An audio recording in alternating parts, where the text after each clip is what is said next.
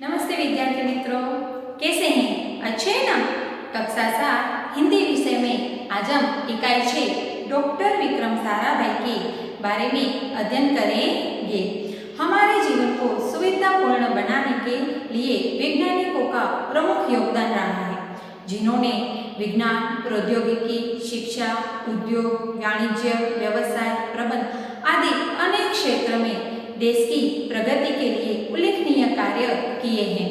उनके जीवन की घटनाओं से प्रेरित होकर अवलोकन, परीक्षण और परिश्रम के वैज्ञानिक दृष्टिकोण को विकसित करके हम भी एक महान वैज्ञानिक बन सकते हैं और मानव जाति की अमूल्य सेवा कर सकते हैं। तो आज हम इस इकाई में डॉक्टर विक्रम साराभाई के बचपन से लेकर मृत्यु तक के कार्य को देखेंगे और उसका अच्छी तरह से अध्ययन भी करेंगे। पुस्तक में आपको उनकी मृत्यु की दिनांक 21 दिसंबर 1971 दी गई है, जो गलत है। सही है 30 दिसंबर 1971। तो सभी अच्छी तरह से याद रखेंगे। चलो बच्चों, हम डॉक्टर विक्रम साराभाई के जीवन के बारे में अध्ययन करें। एक ऐसे ही महान वैज्ञानिक थे।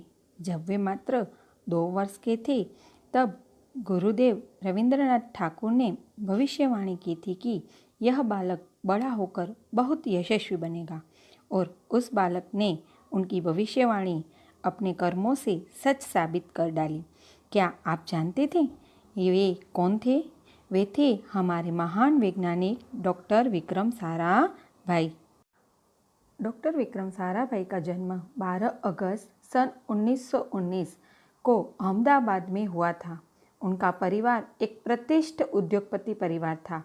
पिता का नाम अंबालाल और माता का नाम सरला देवी था। विक्रम साराभाई 8 भाई बहन थे। बाल्यकाल में प्रतिभावान विक्रम साराभाई के बचपन का यह प्रसंग उन्हें उनके सफलता हासिल करने के बुलंद इरादे को दर्शाता है। जब वह 5-6 साल के थे तो अपने परिवार के साथ शिमला गए। शिमला में उनके पिता श्री अंबालाल के नाम ढेरों चिट्ठियाँ आती थी। यह देखकर बालक विक्रम के मन में भी इच्छा हुई कि उनके नाम भी खूब सारे पत्र आए। इसीलिए कई लिफाफों पर अपना नाम तथा पता लिखा और डाकघर में डाल दिए। फिर क्या था, उनके नाम पर ढेरों चिट्ठियाँ आने लगी। पिता ने देखा तो उनके मन में बालक विक्रम के इस काम के पीछे के उद्देश्य को जानने की इच्छा हुई। असलियत मालूम होने पर उन्हें हंसी आई, लेकिन सफलता पाने की इच्छा जानकर अच्छा भी लगा। जब वह 8 साल के थे तो साइकिल पर विभिन्न कलाबाजियां करते और लोगों को अचंभित कर देते। उन्हें साहसिक कारनामे प्रिय थे। गणित तथा भौतिकी के प्रति उनकी गहरी दिलचस्पी थी। उन्होंने मैट्रिक की परीक्षा सन 1934 में पास की। सन 1934-37 में गुजरात कॉलेज अहमदाबाद से इंटर की पढ़ाई की। सन 1937 में इंग्लैंड चले गए। सन 1940 में कैम्ब्रिज से गणित व भौतिकी में BSc की परीक्षा में सफलता प्राप्त की। तत्पश्चात द्वितीय विश्व युद्ध के शुरू होते ही विक्रम साराभाई भारत लौट आए। भारत में उन्हें सर CV रामन तथा डॉक्टर होमी भाभा का सानिध्य मिला। वहाँ राष्ट्रीय स्वतंत्रता आंदोलन से बड़े प्रभावित हुए। सन 1942 में वह मृणालिनी स्वामीनाथन के साथ विवाह सूत्र में बंधे। उन्होंने अंतरिक्ष की गहराइयों से आने वाले रहस्यमय कॉस्मिक किरणों पर अनुसंधान करके कैम्ब्रिज विश्वविद्यालय से सन 1947 में PhD की उपाधि हासिल की। ब्रह्मांड तथा सौरमंडल के कई जटिल प्रश्नों का प्रायोगिक हल निकालने का श्रेय डॉक्टर विक्रम साराभाई को प्राप्त है।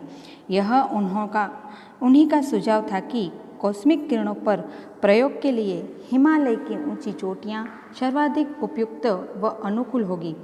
इसीलिए भारत सरकार ने गुलमर्ग में वैज्ञानिक उपकरणों से लैस एक प्रयोगशाला स्थापित की। डॉक्टर विक्रम साराभाई के निजी प्रयासों से सन 1947 में भौतिकी अनुसंधान प्रयोगशाला अहमदाबाद में स्थापित हुई, जिससे वह आजन्म संबंध रहे। साथ ही उन्होंने देश में वस्त्र उद्योग की तकनीकी समस्याओं के हल निकालने के उद्देश्य से अहमदाबाद में ही टेक्सटाइल इंडस्ट्रीज रिसर्च एसोसिएशन की आधारशिला रखी। भौतिक अनुसंधान प्रयोगशाला डॉक्टर विक्रम साराभाई परमाणु शक्ति, अंतरिक्ष विकिरण, सूर्य, ग्रह, तारा, प्लाज्मा, भौतिकी और खगोल पर वह कार्य करते रहे। सन 1961 में वे परमाणु ऊर्जा आयोग के सदस्य बनाए गए। डॉक्टर भाभा की मृत्यु के पश्चात परमाणु ऊर्जा संस्थानों का भार युवा वैज्ञानिक डॉक्टर विक्रम साराभाई के कंधों पर ही आ गया। उन्होंने भारतीय अनुसंधान केंद्र का गठन किया। डॉक्टर विक्रम साराभाई इसके पहले अध्यक्ष बने। यह उनकी अगुवाई एवं अथक परिश्रम का ही परिणाम है कि भारत में दूरसंचार, दूरदर्शन व मौसम विज्ञान के लिए प्रक्षेपित अनेक उपग्रह अंतरिक्ष में सफलतापूर्वक कार्य कर रहे हैं। डॉक्टर विक्रम साराभाई ने अपना संपूर्ण जीवन भारत तथा विज्ञान के समग्र विकास के लिए समर्पित कर दिया। भारत के विकास में उत्कृष्ट योगदान के लिए उन्हें कई राष्ट्रीय और अंतर्राष्ट्रीय सम्मान प्राप्त हुए। सन 1962 में उन्हें डॉक्टर शांति स्वरूप भटनागर पुरस्कार, सन 1966 में पद्म भूषण तथा सन 1972 में मरणोत्तर पद्म भूषण जैसे अलंकरणों से नवाजा गया। निशस्त्रीकरण से संबंधित कई महत्वपूर्ण अंतर्राष्ट्रीय संस्थाओं में भी भारत के प्रतिनिधि रहे। डॉक्टर विक्रम साराभाई सन 1966 में international council of scientific union के सदस्य रहे। सन 1967 में संयुक्त राष्ट्र संघ में यूनेस्को के विज्ञान विभाग के अध्यक्ष बने। उन्हें इंडियन जियोलॉजिकल यूनियन का प्रमुख बनाया गया। डॉक्टर विक्रम साराभाई सन 1970 में वियना शांति अंतर्राष्ट्रीय अणु मंच के 14वीं परिषद के प्रमुख बने। सन 1971 में संयुक्त राष्ट्र संघ परिषद के उपाध्यक्ष व बाद में विज्ञान विभाग के अध्यक्ष बनाए गए। वह केवल उच्च कोटि के वैज्ञानिक ही नहीं थे, बल्कि व्यवस्थाओं के बावजूद कला, शिक्षा व समाज के लिए पर्याप्त समय निकाल लेते थे। उनके यही प्रयासों से अहमदाबाद में लोक विज्ञान केंद्र एवं नेहरू विकास संस्था की स्थापना हुई। यहाँ वह जन सामान्य की विज्ञान के प्रति रुचि जागृत करने के लिए कार्य करते रहे।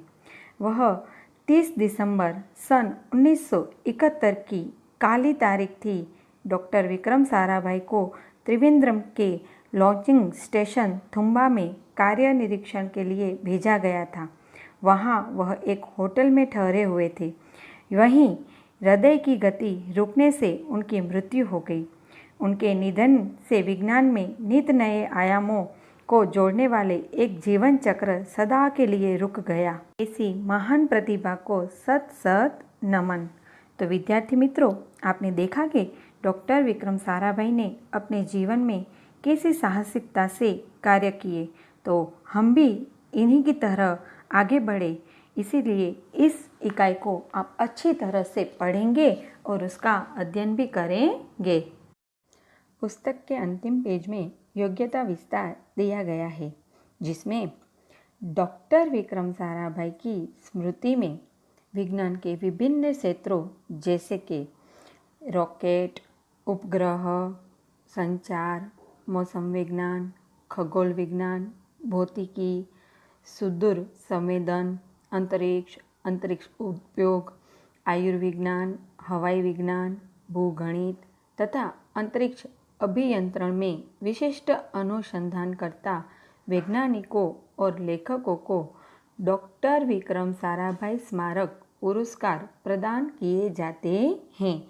यानी कि इन क्षेत्रों में डॉक्टर विक्रम साराभाई पुरस्कार दिया जाता है। नीचे आपको पढ़िए और समझिए दिया गया है, जिसमें पहला है यूनेस्को, UNESCO, जिसका शॉर्ट नेम है, और पूरा होगा United Nations educational, scientific and cultural organisation. दूसरा है कॉस्मिक किरणें यानी कि कॉस्मिक रेस। भौतिक अनुसंधान प्रयोगशाला जिसे फिजिकल रिसर्च लेबोरेटरी। नीचे है Ahmedabad textile industries research association यानी कि ATIRA पूरा होगा Ahmedabad textiles industrial research associations. परमाणु ऊर्जा आयोग जिसका इंग्लिश है एटॉमिक एनर्जी कमीशंस। भारतीय अवकाशीय अनुसंधान केंद्र ISRO। Indian Space Research Organisation. और अंतिम है उपग्रह यानी कि सैटेलाइट। उसके बाद विविध प्रकार के राष्ट्रीय खिताब की नाम दिए गए हैं जैसे कि पद्मश्री, पद्म भूषण, पद्म विभूषण, भारत रत्न, अर्जुन पुरस्कार। तो इन सभी के बारे में हम थोड़ी जानकारी लेंगे। सबसे पहले पद्मश्री।